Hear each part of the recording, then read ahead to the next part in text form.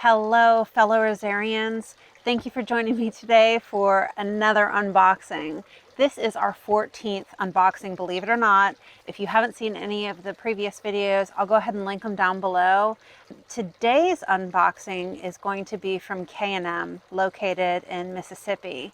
And when I first heard about K and M, it was through a Facebook page that I'm on for rose sites. And I reached out to the owner of K and M last year maybe, and had a conversation with him, and at the time he said that he wanted me to maybe consider not buying from him, and he was very forthright with me about his rootstock, that it's called Fortiana. I think that's how you say it. I know I'm saying it wrong. For whatever, it's a tongue twister for me to say that word.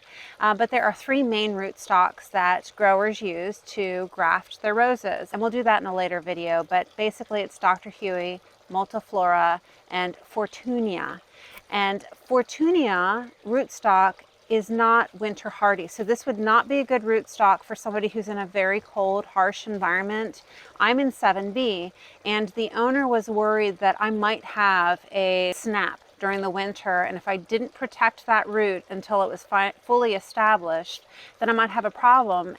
I've been talking to a lot of people over the past year, and they said, you know what, you've got this. Just go ahead and dig those canes deeper like you would for somebody who's in a harsh environment.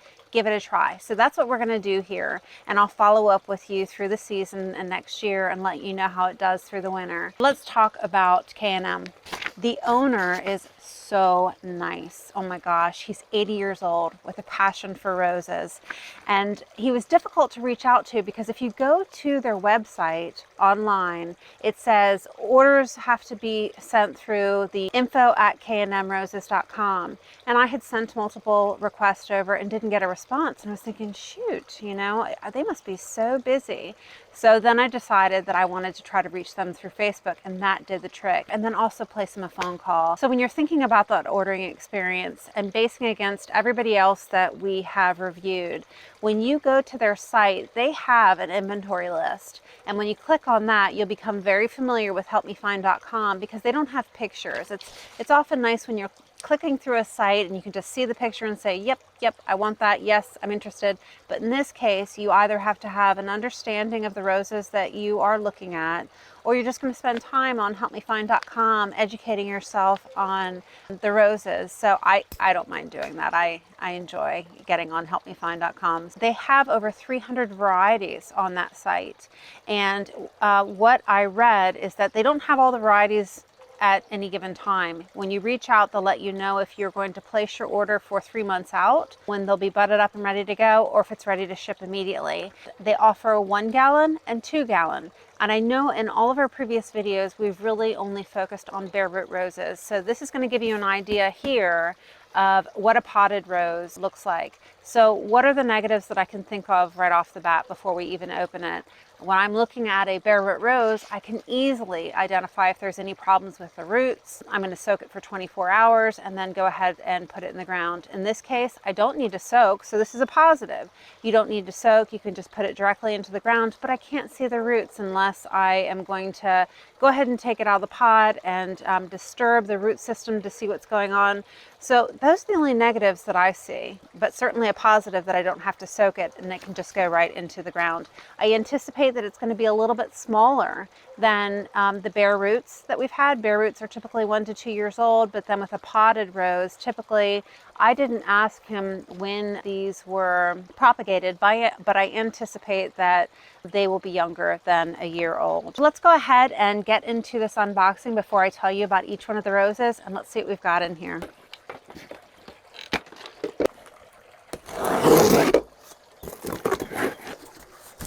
Oh, okay, I see. So I've got one here and then the other one upside down. So let me go ahead and put it down. I can hardly get this in the picture. It is so large. Look at this. Oh my gosh, these are amazing. Okay, so first of all, unboxing that, I'm not sure if you could tell, but it was packed really well. These were glued down to the bottom and the sides so that they were not going anywhere. The rose canes look beautiful. So I know we've gone through this. multiple times in my videos, and I'm sure that you can all say it now with me. What do we look for when we unbox a rose? I'm going to go ahead and put it up on the screen, but we look for, first of all, what grade rose did you buy? You want to make sure you get that. I'll go ahead and link down below that video I did on grading so that you are familiar with the grading and you can take a look at your rose. What else do we look for? We make sure that the canes are bright green with no issues. Sorry, I've got a bug here. We're making sure that there's no abnormal growths besides the thorns and maybe the leaves that are budding out. Nothing abnormal. We can't look at the roots here like we do with a bare root. If it had roots, we would be looking to make sure that there was no growths, that they were still moist, that it didn't dry out in shipment. And we'd also look at that crown to make sure that it's not soft. So let me go ahead and pull this one out here. Okay, so there was no plastic covering this. Maybe that would be a recommendation in the future so that everything was staying nice and moist. Let me put my hand in here. It is, I can tell that it was probably watered it before it left, and that container is so heavy. And that's why it's not cost effective a lot of times to ship anything other than bare roots, because bare roots are very light, whereas now we're also paying for the shipping cost to have it in the soil. It's got some nice fresh growth here. It's already leafing out, and when you have fresh growth, it's going to look, depending on the variety of the rose, everything's going to be different, but it should look red or pink, but that is definitely normal the way that it looks here. Everything looks healthy here. One little snap that broke down in shipment, but that's not an issue. That will bounce right back. Otherwise, this one looks great. This one is called Pink Enchantment, and it also goes by Souvenir de Baden-Baden, but we'll talk about that in a second. Now let's go ahead and look at this little beauty. Oh, and this is a cords rose, that first one I just showed you. This rose here is a David Austin, and it is called Lady of Megginch. And I've been looking at this one for a while, so I'm real excited to add this to my David Austin collection. So let's go ahead and open this up. So looking at this little beauty here, I just showed you a rose that had the new growth was a rose color.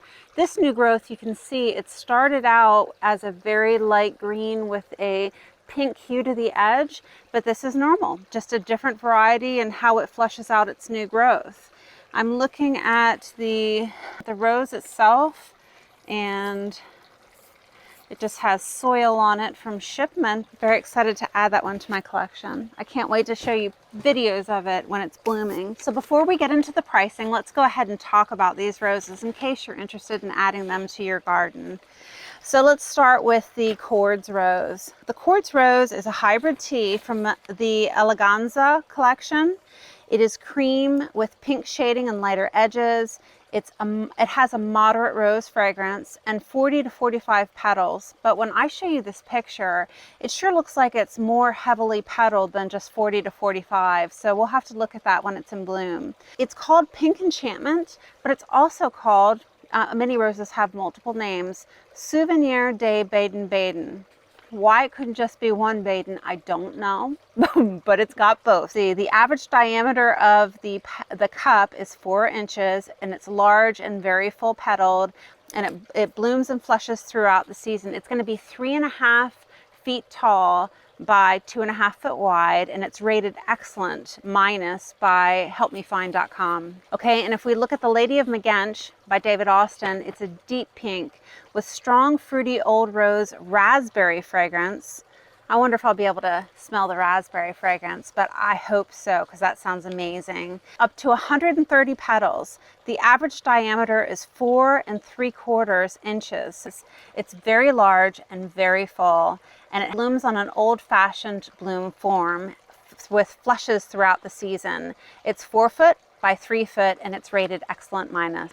So let's go ahead and talk about prices. I've got my invoice here, and it looks like I was charged $25 per rose. And if you look at their website, as I mentioned, you're going to have a choice between 1 gallon or 2. The 2 gallon is going to be $28 versus the $25. But keep in mind, if you go bigger, that shipping is what's going to get you. And so my shipping, he charged $6 for the carton, but the shipping was $33 for 2 roses. So my total cost was $83 or so. That's the only thing I think that you're going to find buying potted roses, is that shipping could be a little bit costly, but if it is a rose that you want, have no fear, go get it.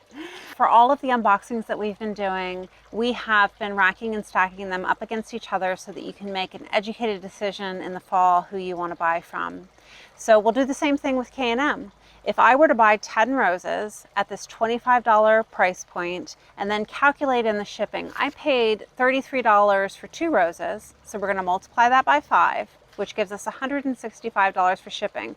Now that's just a guess. I didn't reach out to K and M to ask them if that was truly the case. They might offer discounts, but we're just going to go on that knowledge right now. So at $25, 10 roses is $250, and then the shipping $165. That's just a guess. Don't hold me to it. Your total is going to be $415. So when we look at the rack and stack against everybody else that we have bought from this year, they're going to be right at the top. But keep in mind, we've been doing bare root roses before this, so it's absolutely understandable, because of these being potted, that they could be more expensive. Our lowest that we put into the rack and stack was from High Country at $185, and the most expensive is All My Time at $500. So this is right below All My Time. That'll just give you an idea of the pricing. If you find something that's available and you want to reflect on the other videos that I did to see if you want to purchase from one of the other growers at a certain price point, you'll be able to see that. And when we're done with all the videos, I plan on doing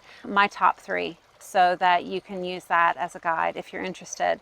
So just for grins, I got an order today from Jackson and Perkins. Normally I would do separate videos so people can search on them, but because it's a potted rose, I just wanted to open that in front of you and show you what you can expect. So let me get that one out here. So this is 1 rose from Jackson and Perkins. I had placed an order for my bare roots a few weeks ago, and I had 1 potted plant in the order and I didn't realize it. So that's why this one shipped separately. So this cost $29, and then there was a 15% off, which brings it down to roughly about $24. But included in that $25 shipping, I got 4 roses for $25 shipping. So a little bit less expensive than what we just got from K and M, but let's go ahead and open it. This is what we can expect when we open a potted rose from Jackson and Perkins.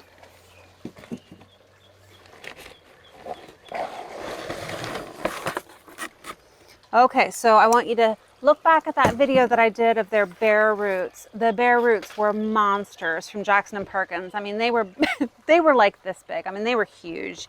They had to be at least 2 years old. None of these canes are larger than a pencil. So let me take this filling out so I can show it to you. And just so that you know, this is a burgundy iceberg.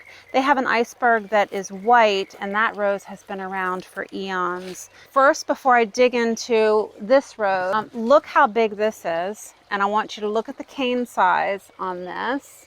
Everything is bigger than a pencil on this. When we look at this, everything is really tiny. I don't know if you can see here.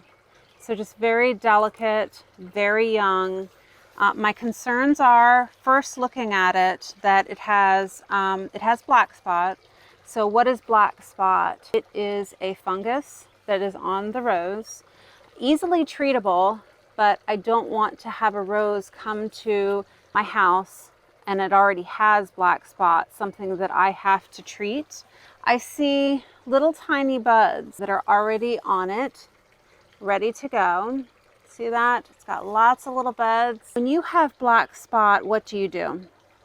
You defoliate the whole thing. That's the easiest thing to do. Make sure that when you pull those leaves off, that you don't just drop them on the ground, that you're going to go ahead and dispose of them out of the bed. I mean, you don't want those fungus, whatever this is, you don't want that when it rains going back into that rose. It's just counterintuitive. So get those leaves off, throw them away, and then see if you can give it a fresh start. There are some chemicals that are organic that I'll talk about in the future, and one of them is called Bonide RX. It's a drench. So I hope this video is helpful and that you'll consider ordering from K&M and supporting a small business. The owner is so kind and fun to talk to, and I hope that you'll support them in the future.